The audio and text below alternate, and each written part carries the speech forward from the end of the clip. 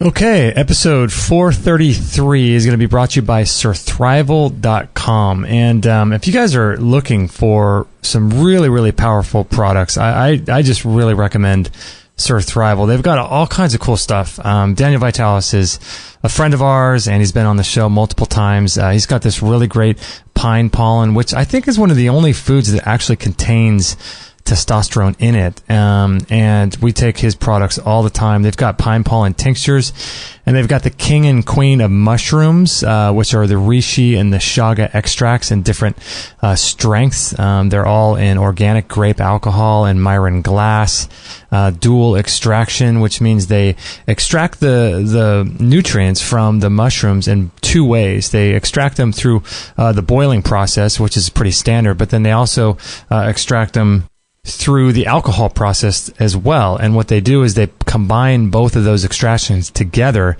and make some really, really powerful stuff. So Surthrival is great. They have all kinds of really great stuff. I cannot recommend them enough. I love their colostrum. I make these drinks in the morning with coffee and colostrum, and I combine it with the One World Whey, and it's just a beautiful coffee drink. Tastes so good. So if you guys are in the market for health supplements, Surthrival is really a great place to go. And this show is brought to you by them, as well as our friends over at Barf World. Barf World, it sounds like a funny name, but it's really a cool idea. And Maggie's been on their diet for a little over a year now, and she has more energy. It seems like as she gets older, it's incredible.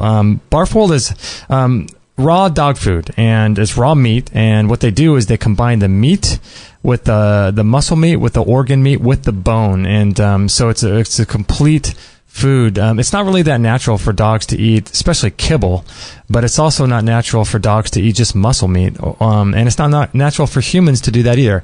When you combine the meat, which is very acidic, with the bone, it creates an acid-alkaline balance. It's perfect for dogs, and it helps their teeth, and it's great for digestion. Maggie has about 2 to 3 bowel movements a day, and she's got endless energy, almost too much energy, it seems like. But yeah, she thrives on this dog food. And if you want to prevent your dogs from getting sick and having beautiful hair and coat and skin and nails and all that stuff, this stuff is just really good. So I'd highly recommend at least looking at it. If you go to our show page, extremehealthradio.com/433, you'll be able to see the link for Surthrival as well as our friends over at Barf World. You can check out their products as well. And also, these products, amongst many others, are available in our store. So if you want to look at other health products too that we have to offer you, you can go check out our store, and that's how we keep everything going here at Extreme Health Radio. So thank you so much, and let's get on with the episode.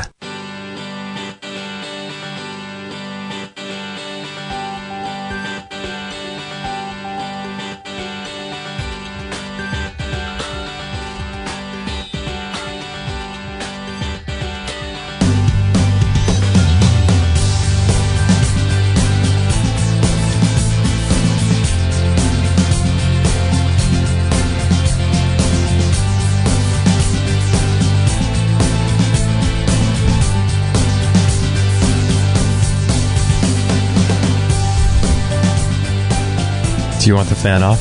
I'm a little chilly. Can I go turn that off? Sure. Are you okay with that? Yeah, no problem. Well. This is episode 433 of our show.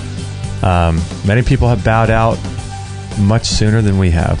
433 episodes. We're forging ahead. Is that a word? Forging ahead. Yeah. I like it. And we're going to be increasing the amount of shows that we're doing. So yes, got lots to talk about. Yeah, I feel odd I'm not taking notes today. I know, right? That's right. Kind of freeing. It is, right? You can actually concentrate on what you're doing. Yeah, I know. Yeah, because we're not doing show notes anymore because we're going to be increasing the amount of shows that we're doing. And so in order to do all that, something's got to give. So the show notes are going to have to go away for a while. Thanks for doing that all these years, though. Holy moly. Well, no, you're the one that took the notes. Oh, that was no problem. It was the I saw how much time it took behind the scenes to get that as part of the show. That was a lot of hours and hours of work. So I know. Thank you. I applaud you for doing it as long as you did. Thank you. Yeah, thanks for taking them. Oh, you're welcome. It's really hard. There's no way to really take notes and also listen to guests at the same time. It's challenging. Yeah. So if you have a partner in crime like you to help, it helps. I'm here for you. But I'm excited to be interviewing some more people. Yeah. Doing some more shows a week again. And yeah, you're right. Something's got to give. And that's what we're given. That's what has to go away. For now. So, yeah, for now. So if you guys are listening to this show and you find something like the article that we talk about or whatever interesting, unfortunately, you'll just have to go search for it yourself. But we'll try to make it so you can easily find it. But, yeah, that's just the way it has to be. Yeah. But we are doing more shows, so I think people are going to enjoy that. Yeah. So that's kind of cool. We got some good people lined up. Yeah, yeah. Coming down the pipe. The pipe. Hey, so what were you Instagramming there? The world's largest cucumber. Oh, no. It looks like the size of a small... Would you call it you compared it to a small watermelon? Yeah, it looks like a watermelon. Oh, my gosh. That thing's insane. We just ate this ginormous cucumber for breakfast today because we're trying to be more ketogenic, right? Ketogenic. Keto. I should have hashtagged that, actually, but on our Instagram. This thing, I was holding it up to my eyes to make it like, normal cucumbers on your eyes just look... like you're at the spa. Right. These things took up my whole face. Took up the whole upper portion of my face. I know, right? I've never seen a cucumber so large. The biggest cheekbones ever. Yeah, right? Yeah. How good was that cucumber? And it was cheap too, wasn't it? $1.49 for an organically grown local cucumber. I wish we had juiced it the whole thing because it would have been interesting to see how much juice that made. I wonder if we'll ever see a cucumber that large again. I can't get over it. It's hilarious. I know. I wonder. Yeah, I don't know, but doesn't it feel good not to? I mean, you tend to eat papaya in the morning for breakfast.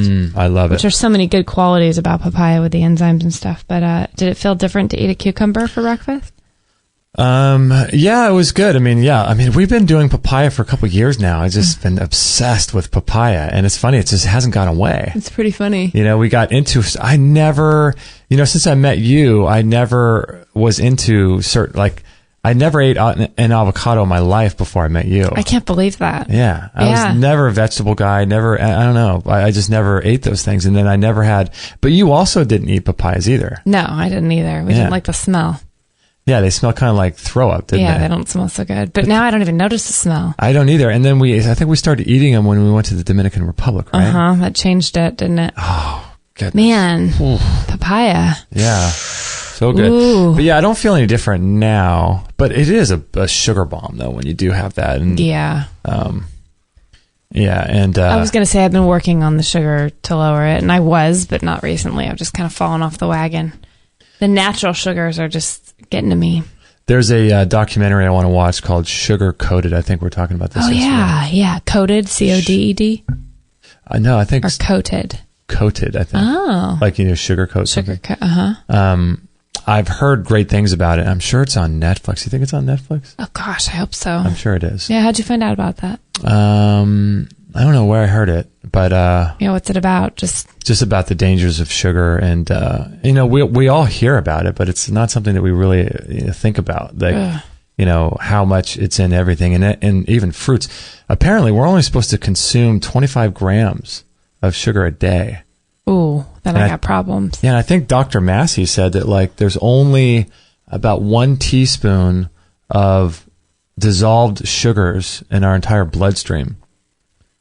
So when you consume something that's got the equivalent of 15 teaspoons of sugar in it, like a Coke or something, your body can handle the first teaspoon, but then what does it do with the other 14? What does it do? It eventually you become diabetic and get cancer.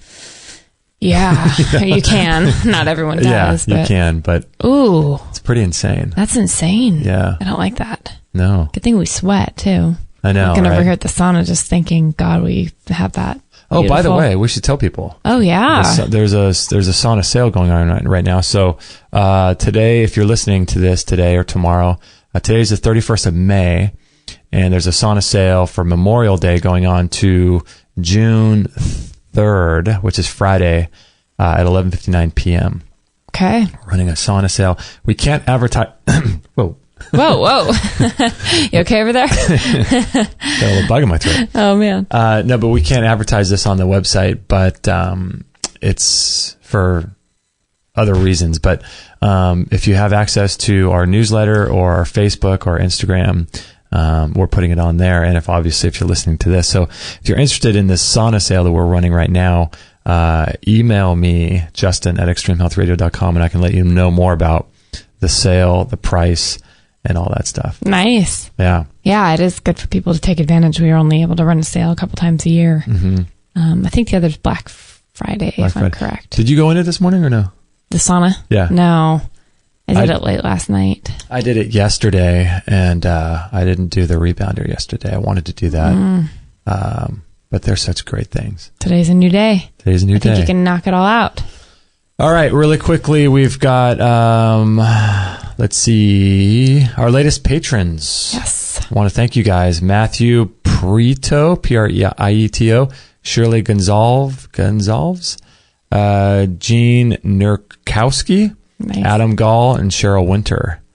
Thank you for donating to us on Patreon. I love when you see Patreons pop up. Thanks, guys. Yeah, we're trying to, our first goal is to get to, you can see it on Patreon, to $1,000 per episode. So if you guys want to help us continue our work, continue doing more episodes, and help us reach our goals, we'd appreciate that. And you can donate, 25 cents a show, or $1 a month, or whatever you want, $10 a month, whatever you see fit. And that's what's cool about Patreon. Yeah, whoever created Patreon's awesome. I know, it's cool, right? Smart, isn't it? And let's see, we've got an iTunes review, Palm Beach 2. I like that. I've been researching and healing myself successfully, naturally for years now, but I've never come across anyone that knows how to heal everything naturally until I started listening to Dr. John Bergman, who you interview and ask some awesome questions of him that people listening would want answered. Thank you for having him on. I just did a phone consult with him, and he is better than any MD ever. I encourage everyone to listen to him on your website and his YouTube videos. You and Kate are awesome. Oh, that's cool. Yeah, that's cool. Palm Beach 2? Palm Beach 2. Nice. So thank you guys for your iTunes reviews. Yeah, and that's awesome that it's... That's cool. Dr. John Bergman. Yeah. We just did a show with him. I know, and I feel like every time there is one, people even on Instagram, are like, oh, he's my favorite, or oh, he's my... like people seriously come from around the world to see him, and... I know, it's cool. It's pretty awesome. Gosh, Dr. Bergman rocks. That was a good show. That was. Yeah, he was cool. That was 2 shows ago or something like that? Let me look at our website. So people want to check it out. I think we talked about lowering blood pressure naturally, which there was like 70,000 people, or no, 70 million people have high blood pressure. Do they really? 70 million people. That's so much. In the U.S.? Just in the U.S., I think. Yeah, episode 432. 432, okay. Yeah, that was with John Bergman in studio. That was fun. That was fun, wasn't it? How are you liking the new studio? I like it. Yeah. Yeah, I like it. I can't wait to use it more. Yeah. We're at home today. Yeah. But yeah, thank you for your reviews on iTunes. That really helps us a lot. I really appreciate that. The more of you guys that leave reviews, the more our show shows up in the search in iTunes when people do searches for natural health podcasts. So if you have liked our show and want us to continue and see that we're doing a good thing over here, then go over to iTunes and leave us a review. We would appreciate that. Keep them coming. Bring it on. Keep them coming. Yeah. I love it. Thanks, guys. So what do you think of Dr. Bergman's lowering blood pressure? Do you know people with high blood pressure? Yeah. A lot of people, right? Do you? Yeah, most people. Yeah. My brother. I feel like I always hear the 2 things, high blood pressure and high cholesterol. That's everybody's thing, it seems like. Yeah. Yeah, your brother, huh? Uh-huh. My mom. Does your mom take meds for it or no? No. She doesn't? Thank God. Yeah.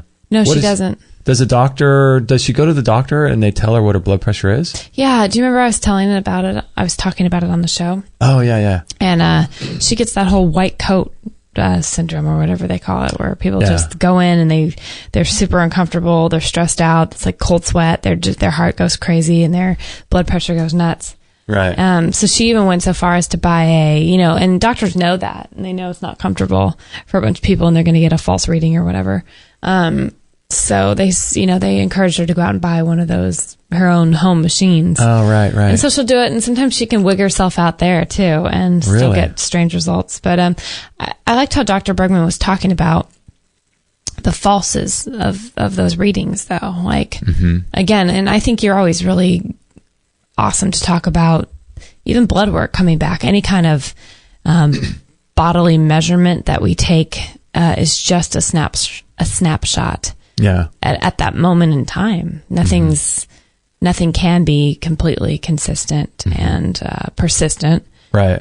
So I think when people, it's sad. I mean, especially in cases like cancer, where somebody goes and gets their blood work done, and they happen to read it on a day that, because we're all battling cancer at some point. We're all facing it, and our cells, if they're healthy enough, are going to be able to fight that off. But for the people who go in and start treatments and pretty aggressive things based on that little bit of blood work, it's just, whoo. Isn't that crazy? Yeah, to me, it's a big wake up call. Yeah, it's to have a result come back like that, to have a result, and to be able to detach yourself from the results and realize that it's just a snapshot in time. That takes a lot of spiritual work, I think, because it's we're so connected to what we think these numbers need to be, and we have trusted people in our lives that tell us that the numbers need to be this or that. And, and so when you get a test that's super high in some number, the ability to not freak out is not something I don't think you're born with. I think that to not freak out at something like that actually takes a lot of work that you do, outside of everything else that you're doing. It's like practicing if you're a football player or something, like you perform well under pressure during the game as long as you've practiced. And if you have a spiritual practice that helps you deal with emotional ups and downs, I think that obviously that's going to help.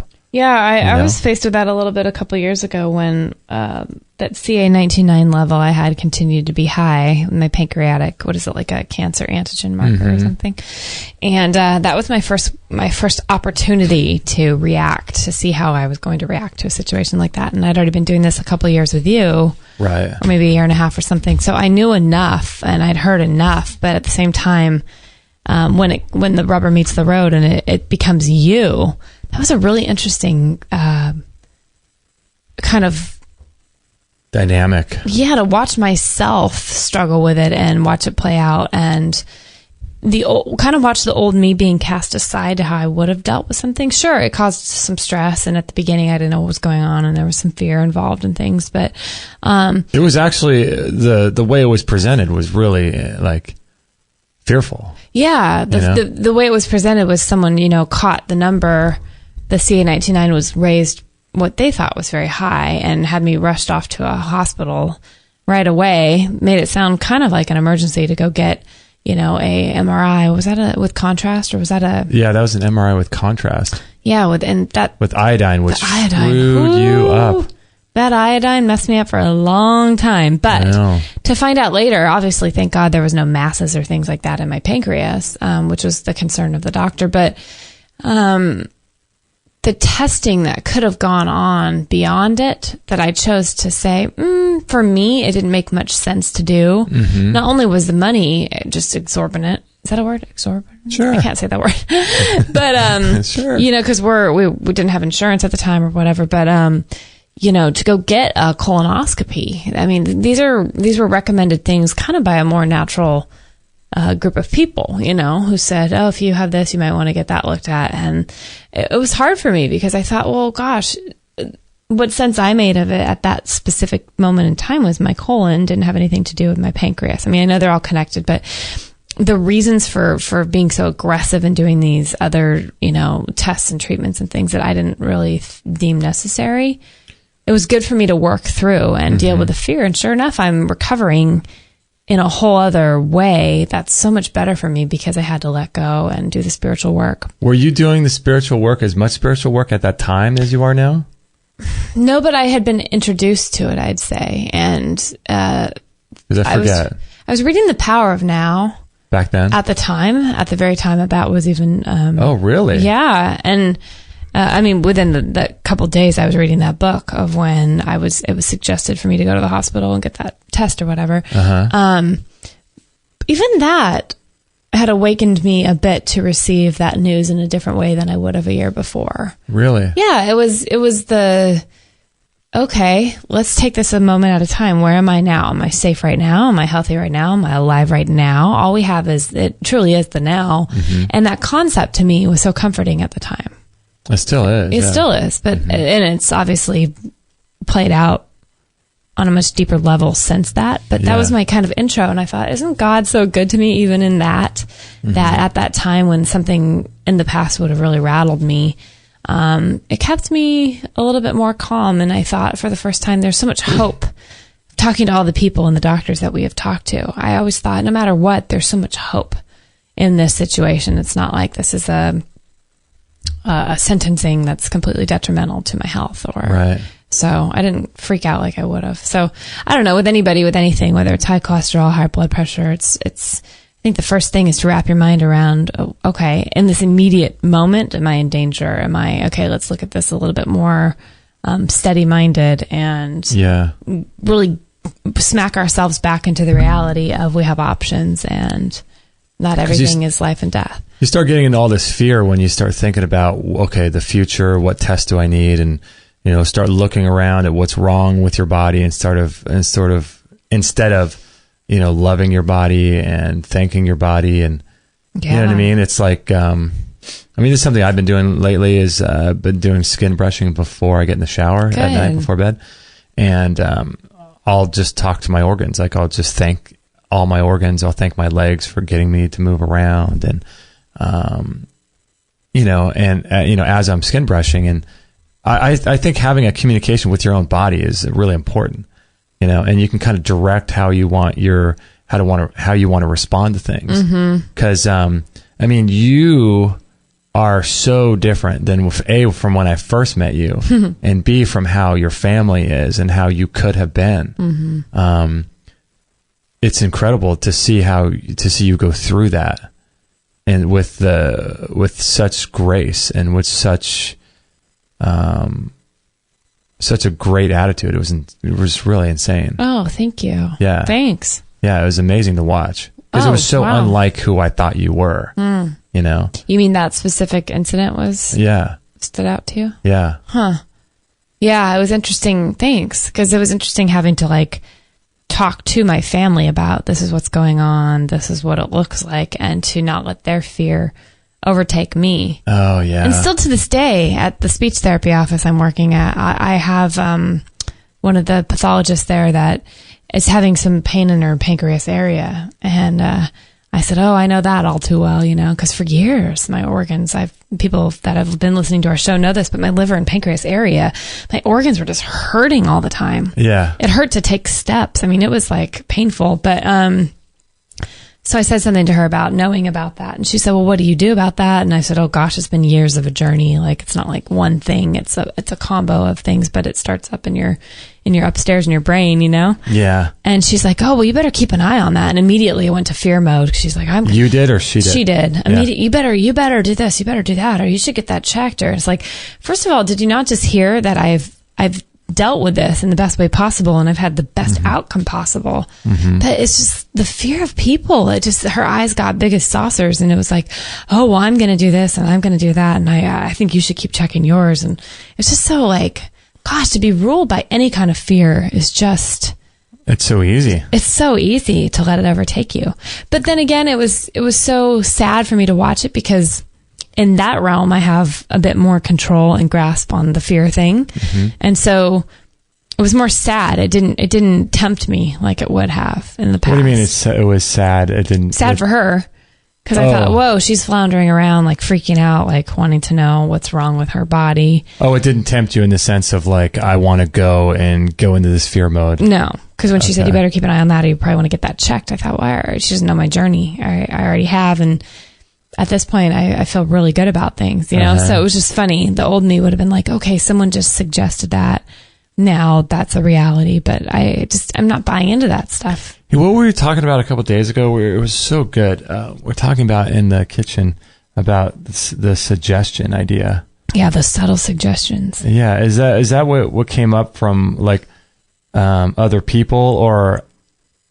Yeah, I think that's what it was. It was when people suggest things like that to you, and then most of the time we're able to say, oh no, we're able to recognize that it's a suggestion and say, oh, I don't want to go there in my mind, and but at the same time we suggest things to ourselves with negative talk or negative self-talk, and we don't realize that's a suggestion as well. Is that what we're talking about? I think so. My friend Robin and I have been talking about it a lot, and she's just really she's so prolific in the way that she speaks about fear, and I think that's where it all started, was this quote, air quotes, suggestion that we buy into. It's these subtle little doors cracking, or even a crack in the armor that suggest that you align yourself with it. And it's usually fear-based, right? So, I think we talked for a good half hour about how we're not going to align ourselves with fear, because aligning yourself with fear is just aligning yourself with a suggestion.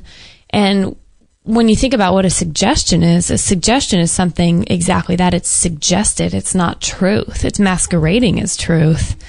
And yet we buy into it the minute that the little door cracks open and suggest fear or sickness or a bad situation. We go there so instantaneously. It seems like we just align ourselves with that as truth. So what's the suggestion? Where's you mean is it coming from someone else or coming from ourselves? I think in the sense that she and I have been talking, it's coming from, an outside force. Other people. Oh.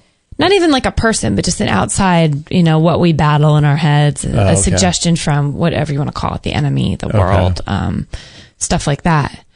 But how quickly we align with it. It's like we take every suggestion as truth. And that becomes a problem because, we align ourselves so easy with things. Without questioning them, by stepping back and looking at it objectively or from what we know to be true. Excuse me. Yeah, it's bizarre that we do that. We just immediately line up with it and say, yes, I agree. And then whatever the suggestion is for us, because we agree with it, we just, whatever that outcome of the suggestion is, it's, we align up with everything that comes with it. And we just, it's just weird how we get right in line with that, and we just agree with it and take it on and never even question if it's true. Right. That's the whole point. It's pretty funny. And then you start observing yourself, you start observing the suggestions that you buy into. So it's almost like stepping out of your body and just being the observer, the quiet observer. Because I'm reading, what is that right now? By Michael Singer, The Untethered Soul. Oh, yeah. My gosh. And it goes right along with the things I've already been really battling in my own life, and the challenges I'm overcoming and facing and things like that. But it's to become out of your body, separating yourself and observing. And when you start observing those suggestions, it's pretty wild. And I'm talking like a suggestion, an example could be, the person who wakes up every morning and looks in the mirror and buys into the suggestion that they're ugly, or that they don't add anything to this world, or they have no purpose, or, my gosh, from the minute we wake up till the moment we go to sleep at night, we're aligning ourselves with these lies. Yeah, right.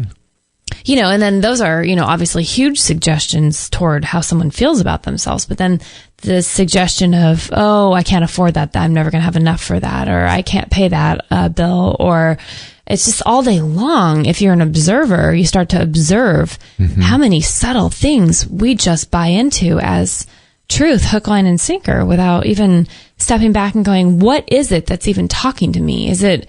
Because I love that about Singer in the Untethered Soul book. He's talking about how it is impossible to get away from our thoughts. Like, if you try to stop the chatter, you'll realize the chatter just goes on. The narrative goes on regardless of us wanting to or not. So observing where the things come from is kind of the name of the game. Observing where they come from, and then diffusing them. And yeah, almost like you said, the silent observer. Yeah, you're just like a referee. Like a referee doesn't try to control the outcome of a game, or theoretically. Right, they call it right. Some people, some extreme fans may think otherwise, But yeah, it's that way, right? Where you want to just observe what's going on, but then you don't want to, buy into. I guess it's very similar to a referee, because a referee can't be biased. He can't root for one team, In theory, right. Yeah, and so it's just taking an objective approach. That's interesting. It's a really big challenge, I think. Yeah. To be objective about your own life, all the events of it or the thoughts are a strange reality to be faced with, Yeah. When you have that sort of enlightened moment of, oh, that's how it really works. That's what's going on. But I think the overriding idea and theme is what we talked about in the kitchen, though. It's to not let these suggestions have their way with you, really. That if the outcome is we want to keep Extreme Health Radio going and help as many people as possible, well, then we have to be really aware of ignoring the suggestions of that voice that come up and say, oh, it's too much of a struggle, or, sometimes we don't feel the support of people that we wish we had, or like all those things are just lies. And if you can see them for what they really are and suggest other things to align yourself with the truth of that is the purpose of what I'm doing, and that is what I'm doing, and this is what we do without crumbling and without being fearful and without running. And it's quite a process, I'm realizing. Oh man, I know it's to do this kind of work in your own life it takes a lot of effort, doesn't it? It takes a lot of growth, takes a lot of desire to want to be different. Takes a lot of desire to look at your life and take stock and inventory of it and say, how am I exuding characteristics that I don't want to put out into the world, and how am I becoming, how am I changing, and looking at who you are, and being really honest with that and saying, am I doing what I want to do? Am I thinking the way I want to think? How would the best version of myself operate and operate in this world? And to just really look at all that and to take stock of it and start doing the work takes a lot of desire, effort, intention.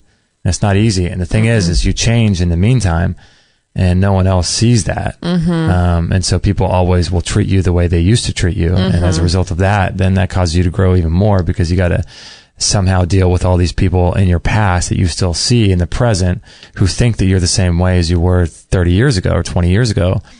And, realize you have to interact with them differently now, or you don't have to, you just do because you're different. So and I think people sense it too. And I think that's part of being the observer, trying not to be attached to people's opinions of you, or, I guess opinion or judgments. That's a hard one. Because we are different. I mean, I've sensed, like you just said, I'm completely different than you thought I was all these years ago, or I dealt with the situation different than you thought. But then people that are in your life, they see that, and they either move toward you or away from you. I'm realizing it's kind of funny. And you then mean those like friends and stuff. Yeah. And a few have a few I backed off from recently, and then they've let me go. And it's hard to not be like offended by that, because I knew I was kind of stepping back from them. But then to have them kind of give up and stop trying to contact you or whatever, you're kind of relieved, because you think it's kind of a dead relationship anyway. Yeah, and there's nothing really there. But it's funny, then you go, oh, they must have at some point realized that I was more different than they thought. And then it doesn't resonate with them anymore. It's funny, isn't it? Yeah. So you're like cutting away the chaff, the wheat and the chaff, and yeah, that's interesting. Yeah, it's funny, but I'm really okay with it for the first time in my life. That would have bothered me a couple years ago, for sure. For friends to sort of ditch you. Yeah, or feel like, well, why can't they embrace this newness? And it's true that just some people can't embrace the new person that's emerging, Yeah. So there's that cool quote from Muhammad Ali, who said, if you have the same thoughts at 50 years old as you did at 20, then you've just wasted 30 years of your life. Oh, I love that. I do love that. Yeah. It's so true.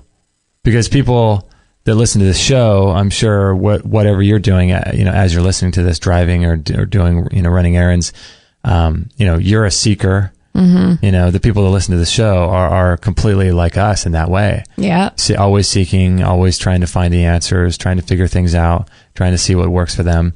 And, you know, most people, I think a lot of people would like to be, and maybe they are deep down, but just life doesn't, the way they've set up their life doesn't allow them to pursue that.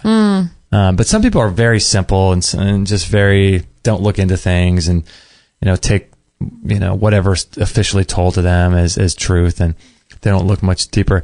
But I feel like those are the type of people that also have a really challenging time. I'm not saying that we're not, you know, we've got a lot of work to do ourselves, but, look how cute Maggie is. I know, Maggie's all curled up. Oh my gosh. She's laying on your EMF protecting apron. How cute. But those are the type of people that really have a challenging time with their health and diagnosis, and overcoming the mental side of not taking on the extra virus that is the diagnosis, you know, mm-hmm. because they just go into a tizzy, or they just freak out, you know, and you know, it's easy to do. Oh yeah. So easy to do. Oh gosh. Yeah. I'm nowhere near where I want to be in terms of all that either. Mm-hmm. Completely detaching from your body and mm-hmm. your life and everything else. But it's an interesting it's a pursuit. Journey, isn't it? Yeah, it's a pursuit. That's a great way to put that. Yeah. Yeah. I wanted to tell you, did you know about this thing? I got a newsletter here from Green Med Info. Okay. And he says, he's talking about healthcare insurance, and we've done, what do we do now? A private co-op. Uh-huh. But he says, he discovered a healthcare cost-sharing program called Liberty Direct.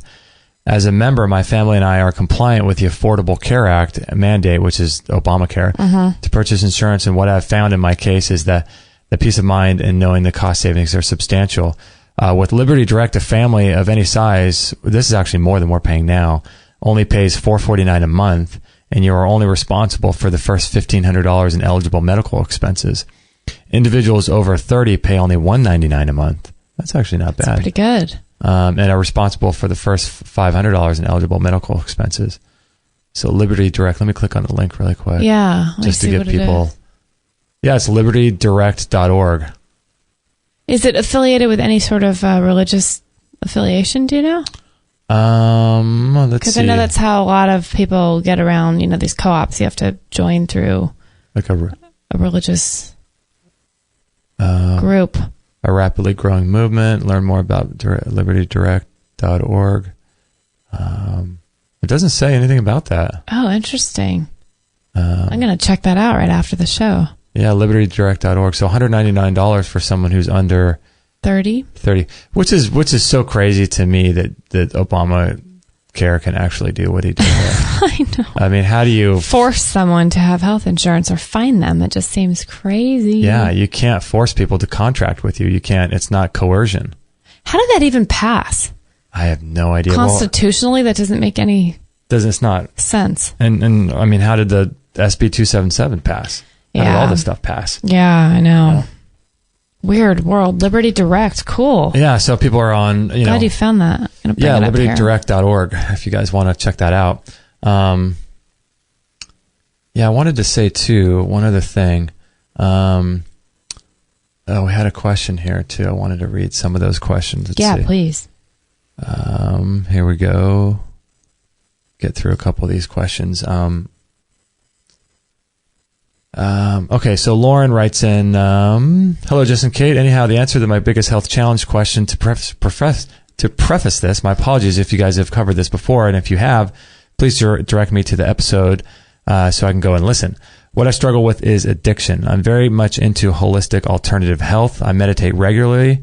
I eat fairly healthy, bike everywhere, do yoga weekly. I float weekly, obviously, and I opt for using essential oils and supplements and herbs versus taking medication, except for my drug of choice.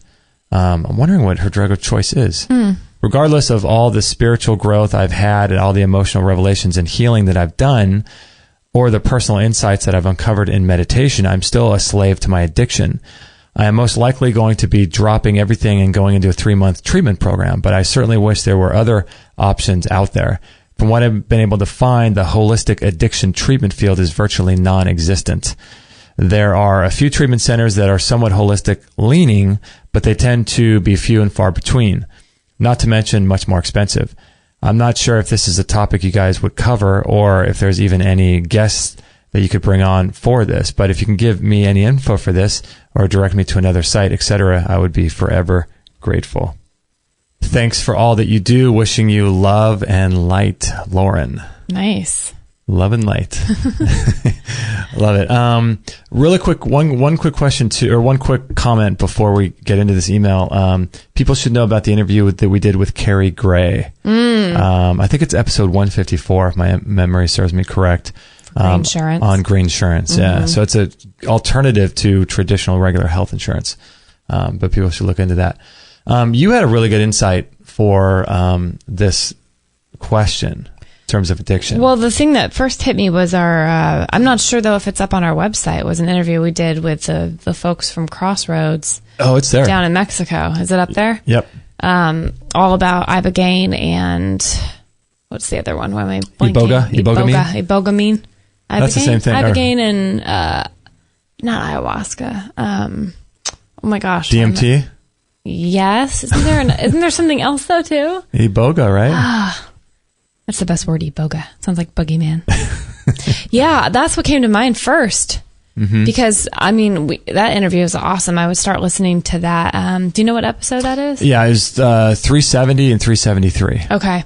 I think that one's really interesting to me because it seems like the more research you do online and kind of poke around and looking at those kind of treatment centers, a lot of people, they with major addictions to things like heroin and pretty heavy stuff, it could take like a one experience down there of a medically watched situation with these plant medicines, and people come away completely changed after that. So to me, that's always stood out as something. If I really suffered from an addiction like that, I'd still be open to it. I mean, oh yeah, I think for your mind, just for the worried mind, to be able to better get some insight into how our brains are always just processing and can't let go, it'd just be a beautiful thing to look at the addiction I have to worry and the addiction I have to going to these dark places in my head. You know, it's like we all are addicted to stuff, whether or not we have a chemical dependency or just a life of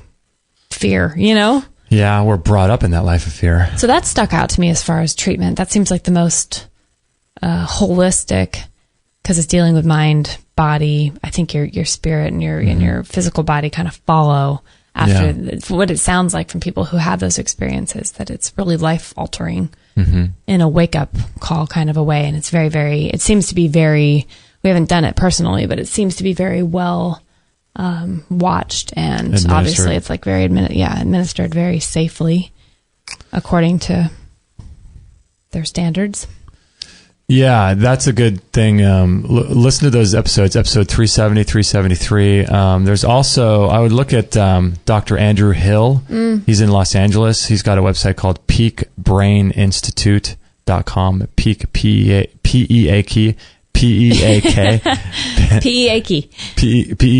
Peakbraininstitute.com. And he does a lot of work with addictions. But the other thing that comes to mind too is sometimes our addictions are not even having anything to do with us. And so you could get into some like recall healing kind of work. I thought that same thing. With Dr. Massey or Melissa Schrader we had on our show. We've had both of those guests on. Michelle Schrader, yeah. I thought of those, and I also thought of Jonathan Tripodi. Oh, yeah. Emotional healing. That's right. In Sedona. Freedom from Body Memory. Freedom from Body Memory. Is he Sedona? He's in Sedona. Yeah. So, my gosh, there's so many awesome. And then also the Healing Codes. The Healing Codes, Dr. Bradley Nelson. And the Emotion Code. The Emotion Code, that's right. Yeah. So those are all programs. We've interviewed both of the guys, Dr. Alex Lloyd and Dr. Bradley Nelson, for both of those. And there's also the tapping. Oh, yeah. What's that movie about, the tapping solution? The tapping solution. That's an interesting thing to me if she hasn't tried that yet. The tapping is really phenomenal. People get some phenomenal outcomes with addiction and things like that.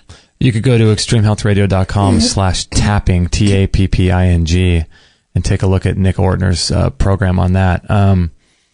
Yeah, and there's obviously nootropics, and you want to have good food and nutrition that supports your nervous system, healthy fats, healthy oils, healthy omega-3 fatty acids, all that kind of stuff. Because you can't strip your body down completely with no fat, and I mean you're going to be just a nervous wreck. Mm-hmm. So those are some ideas I think that could help, and also realize too what is addiction serving. Like if you're addicted to, it sounded like she said a drug of choice, so mm-hmm. I'm not sure what that is, but if you could figure out what the drug is offering you that you don't have if you don't take the drug. And then you can figure out how to supply your body with whatever that is in different forms without taking the drug. Yeah. But Dr. Andrew Hill, he works with people, and he says that, this whole idea of like the 12-step program for alcoholics, and, people labeling themselves as an alcoholic and saying that they have to continue to go to these big these meetings every week for the rest of their lives, and there's nothing they could ever do. He wants to supply the brain with some healthy balance, where he's actually worked with people in a completely different way, where he will actually go to a bar with his patients if let's say they have a problem with drinking, and he doesn't participate in any drinking, but he helps them consume a normal amount of alcohol, and getting people to have a normal relationship with these things. Because like for me, I mean, I drink like a half an ounce. I just do it for sort of the resveratrol and stuff, but a half an ounce or 2 ounces of wine a couple times a week. Yeah. And if someone took wine off the whole the whole planet, I would never miss it ever. And so that's what you want to be able to have a healthy relationship. If you have this kind of idea where, I've been sober for 6 years, and once you have a drink, you're so attached to that label of being sober that if you have a drink, you just say, screw it, I'm just going to drink until I'm dead, because you were so attached to this idea of being sober, and now you realize you're not. And so you just go crazy because you realize you just failed yourself. I totally understand how that could work. I think that there's this weird, I don't think that's healthy. I think it's healthy it's healthy to psychologically be able to have a healthy relationship with any substance that we consume, mm-hmm. where you don't have to have it every day. Mm-hmm. And you don't have to, it's like with food, we have to eat, and so if you're addicted to food, you still have to eat. But then if you're addicted to alcohol, you're expected to just never touch alcohol ever again. Yeah, that's an interesting... I've never heard... Is he kind of a lone ranger in that stance on addiction and treating it? I think so. Yeah, it's definitely a revolutionary approach. It reminds me of Alyssa Rankin's book, The Fear Cure, though. Mm-hmm. It's like when I first saw the title, I was like, oh, it's gonna cure fear. I'm gonna read this about curing fear. Yeah. But when you get into it, you very quickly realize that it's the fear is the cure. The fear cure. It's like you go into the eye of the storm and there's the healing, you get a little bit of the poison and it is the healing. But it kind of reminds me of that with addiction. It's so hard. I mean, oh my gosh, I think about just people quitting things cold turkey or being really upset that they, can't do that. And then you have a guy like Andrew Hill taking people into a bar and teaching them, helping them work through the emotional process of why they're over drinking or over compensating for anything. It's so different, right? It's really different, but man, sometimes you're like, that kind of makes some sense, other than turning a blind eye and just running away afraid of something and being afraid to look at it. To actually go into it seems the most helpful. This is just my opinion. Right. I thank God don't struggle with, major chemical addictions and things, but I could easily see, though. I mean, for a while there, I drank way too much wine, and I don't think it was healthy for me. And, there are times of stress still where I tend to lean into that a little bit more, and I feel disgusting. And I know that that's not something that's helping me, but to run away completely, afraid of it, to me, wasn't the answer of dealing with giving up that substance either, I think there's a really interesting balance. Because you have to figure, too... Oh, well, one other thing I could suggest is how my mom overcame her addiction to smoking. This was interesting. She went to a hypnotist. not believing anything about it, thinking it would never work. But it was one of the last things she tried, and had no idea if it was going to work. Actually didn't think it was going to work, but went and got hypnotized and never had an inkling for cigarettes ever again. And that was like 27 years ago or something. More than that. That's 35 insane. years ago. Yeah, just completely wiped. So getting into your subconscious mind perhaps is something to think about too. I wonder how she did. I wonder, did she go see anybody of like great renown, or was it just some hypnotist off the street? Just some person off the street. Look them up in the phone book and wow. And she was doubting when she was there. She didn't have belief it was working. Well, she just went into it thinking there's no way this is going to work. But that's like, what else do I have? This is 1987. So wow. So what else is she going to do? She tried what she thought at the time was everything, and so why not try what was left, right? Yeah, what was left. Interesting. And so that kind of gets into the same kind of stuff as emotion code. Is you're kind of tapping into some deeper part of yourself. I think so. But then also too, it's interesting to figure out, well, what actions what actions happen in your life that trigger the desire to consume your drug of choice? And for Lauren, it could be alcohol. For someone else, it could be, meth or drugs, whatever. If there's a series of either mindset or things that you actually physically engaged in, that trigger the desire to partake of stuff, obviously some of it's going to be chemical imbalance, but there's also physical triggers like, if someone, goes to a job they hate and they only drink when they get off of work, but then when they go on vacation, they're just loving their life and realize after 6 days they haven't had a drink because they're exploring the jungle or surfing or doing hiking. And then you realize, okay, well, it has something to do with being unhappy with my life and what I'm doing and how I'm spending my days. So then you can figure out, okay, well, what if you just could figure out a way to, at least on a surface level, set up your life. Our dog is snoring. It's so cute. Little Maggie. But, quit that job if you can do it, or figure out a way to, at least examine and figure out where the triggers are coming from, either mentally or just lifestyle. Yeah. It's figuring out, I think you're right. But to change triggers sometimes is a very life altering choice for people, because you're right. It might be walking away from a job or money, or be willing to be in debt for a while until you figure something else out. It's not an easy thing to do, but depends on, I guess, how bad you want to be freed from the chains, Yeah, I'd probably look at Dr. Andrew Hill, peakbraininstitute.com. I would also look at nootropics. Like there's a great one from Onnit. If you go to extremehealthradio.com/ what exactly is a nootropic? Oh, sorry. ONNIT to get, it's called Alpha Brain. They're just brain specific nutrients. Nootropics. And they're designed to help you process information faster and to be able to assimilate information into your mind easier. And brain food. It's just brain food, yeah. So brain food's always existed. It's just that now they're putting it into powders and things where you're getting a good combo of all the different kinds of brain power. Okay. Yeah. It's sort of like if you eat a salad with like olive oil, lemon, parsley, pumpkin seeds, and these are all liver foods. It's like putting them all in one thing. Okay. That's cool. Yeah. Cool time to be alive. I know, right? Mm-hmm. Oh, you want to do one more question? Let's do one more. Okay. Dan writes in. Okay. Hello, Justin and Kate. I just recently turned into your radio station and was listening to Brian Peskin about fish oil, the PEO solution book. You mentioned after he spoke that you were going to try his product, and at that point you would disclose where you could purchase it. I was wondering what your conclusion was and where I could get it.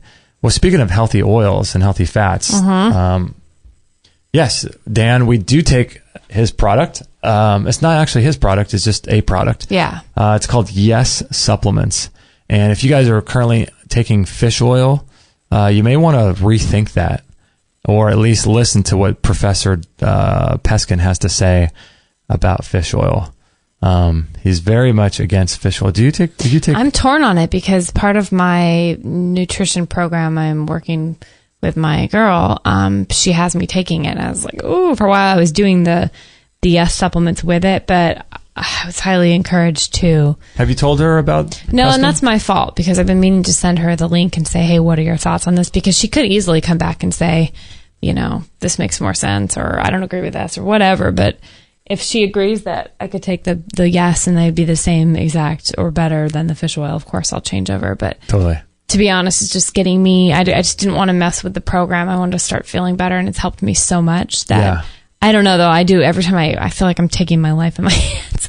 Knowing what I heard from Peskin, I don't know if it's true or not, but it does make me nervous. I mean, this is a good transition to looking at everyone we have on our show and just taking them with a grain of salt and listening to the episodes you like and not listening to the episodes you don't like. Because, someone like Brian Peskin, you listen to that interview and you're just freaked out. You're like, dude, if I ever take fish oil again, it's going to kill me. Mm-hmm. And that's not an attitude you want to have. Mm-mm. That's not an attitude of, you're not putting yourself into a position of power, and strength. Right. By thinking like that. Right. But that's what happens when you listen to him talk about what fish oil does and how it affects the body, and it's a pharmacological overdose, and we would never be able to consume that much omega-3, and there's an imbalance between 3 and 6, and that has a result on your liver and your heart and all this stuff, and you're just thinking, oh my gosh, if I take a fish oil capsule, I'm going to die. I know. And I don't want to be living in that fear either. No. I mean, people have been able to eat, airplanes. Remember that guy that ate an airplane? Mm-hmm. Yeah. So if you can eat an airplane, I wonder what that guy's heavy metal load Oh, is. gosh. Is that guy still alive? I don't know. The man who ate the 747. Yeah, he ate a 747. Whatever it was. But ew, you're right, though. You figure if the human body's able to withstand that, then, you know what I mean? I don't take the fish oil because of Peskin, but if I did take a fish oil capsule, if I felt the need to do it, I would do it in full faith and confidence that my body is going to use it for, exactly what it needs. Yeah. Mm-hmm. The body's intelligent. I know. I mean, of course we put things into our bodies that aren't ideal, but until I figure out what that ideal is for me, I just don't want to be living in fear, Yeah, I know what you mean. So yeah, Dan, if you want to go, I take the Yes supplements. I still take them too. Yeah, I'll take one every couple of days just to kind of get it in my body. Cool. So if you go to extremehealthradio.com/yes, YES, that will redirect you, I think, just over to Amazon where they sell the Yes supplements. So thanks, Dan. Elizabeth from the UK writes in, hi, Justin, hope you're well. I've been listening to a lot of the shows with Adam Bergstrom, but I love all your shows and the info you put out into the world. I wondered if you could answer my question or perhaps ask Adam when he's on the show next. I recently emailed Dr. Ray Peat and asked him if the benefits of nuts, especially almonds, outweigh the negatives. This was his response. Plants contain enough vitamin E to control oxidation of the PUFA, that's polyunsaturated fatty acid. Plants contain enough vitamin E to control the oxidation of PUFA between the time of the seed maturation and sprouting, and in the leaves, stems, and roots during the functional life of those tissues. When the material enters the human body, the temperature and oxygen exposure are much higher, so the vitamin E is more quickly depleted. There is no natural food that contains enough vitamin E to balance the PUFA at high body temperature exposed to oxygenated blood during the extended period of human life relative to that of the plant's tissue. I think the only solution is to avoid eating PUFAs or to eat increasing amounts of refined vitamins E to control the accumulating PUFA in the tissues.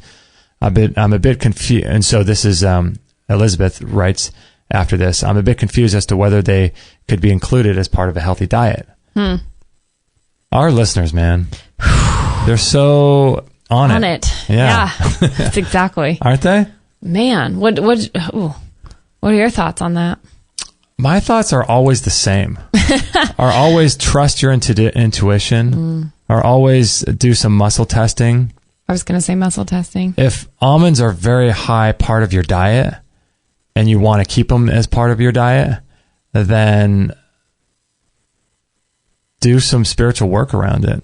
I know it sounds funny, but it's true. Just meditate and contemplate on whether or not you should be eating almonds. You know how far removed that is from the American diet? Oh my gosh. People just eating McDonald's. Oh, I know. Talking to your food, talking to your almonds, asking if it's, as opposed to, Taco Bell. Right. Wow. But Adam would say probably the way this is mitigated is by eating almonds in time, because of the time you eat your food is crucial. Really crucial. So Dr. And the Ray amount, I believe, too.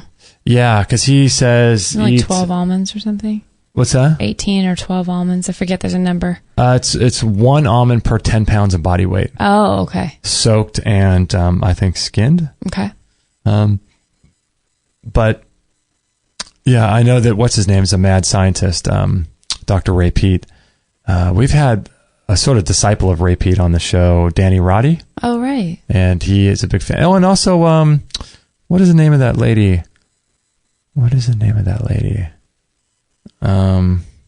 Yeah, her name was Dr. Lita Lee, and she's a follow. We should get Ray Peat on the show. He's a mad scientist, but I would just say to trust your gut and trust your intuition, because here's the thing, is that no one is going to be able to tell you that you should or shouldn't eat something. Mm-hmm. Only your body knows. Mm-hmm.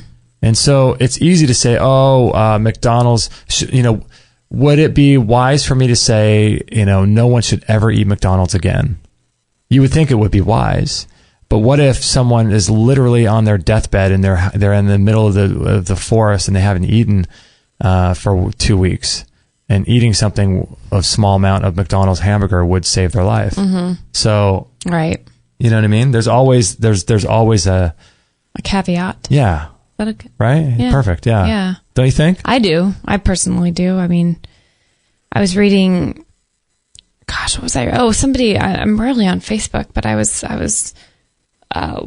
on there the other day just to get an address or something. I forget what I was searching for, but I came across one of my friend's posts about how they went into a full-on blood sugar problem and needed something really fast. So they stopped at Taco Bell, and the Taco Bell, literally, saved their life. It was a really bad situation. They're going into a diabetic coma. It sounded kind of gnarly. I'm not sure to that extent, but it was almost that kind of a thing. Uh-huh. And I thought, wow, yeah, there is a time, and who am I to judge? And this person's very aware of health and things like that. But I thought, isn't that interesting? Yeah. No, who am I to say? That Taco Bell probably tasted darn good and saved his life. So I know, no dogma, right? Brought him back into a place where he was able to drive and get his right head back on. Yeah, yeah.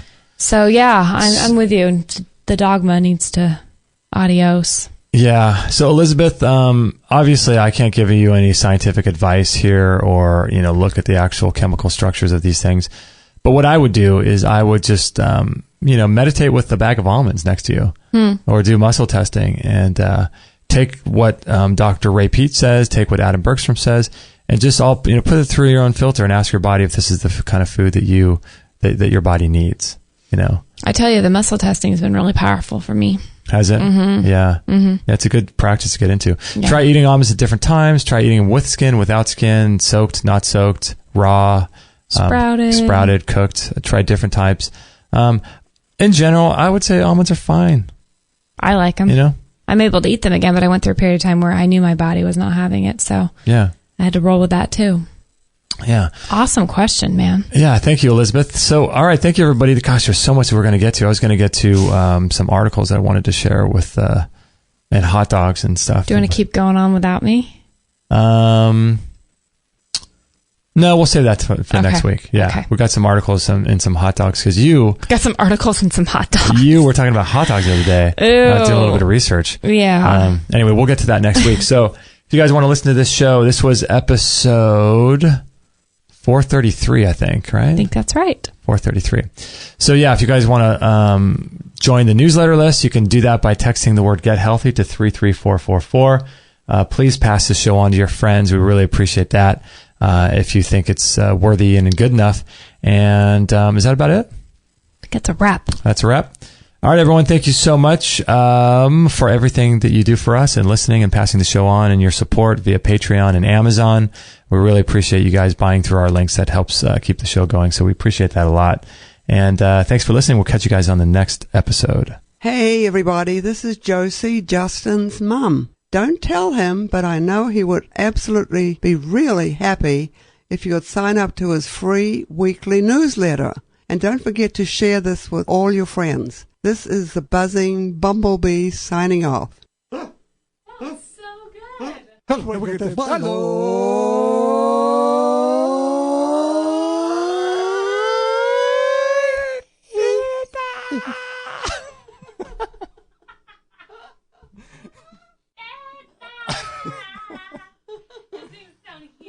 my gosh. No material on this blog is intended to suggest that you should not seek professional medical care. Always work with qualified medical professionals, even if you educate yourself in the field of live food, nutrition, and alternative medicine. I am not a doctor, nor am I offering readers medical advice of any kind. None of the information offered here should be interpreted as a diagnosis of any disease, nor an attempt to treat or prevent any disease or condition. While information in this blog is discussed in the context of numerous conditions, it can be dangerous to take action based on any information in this blog or to start any health program without first consulting a health professional. The content found here is for information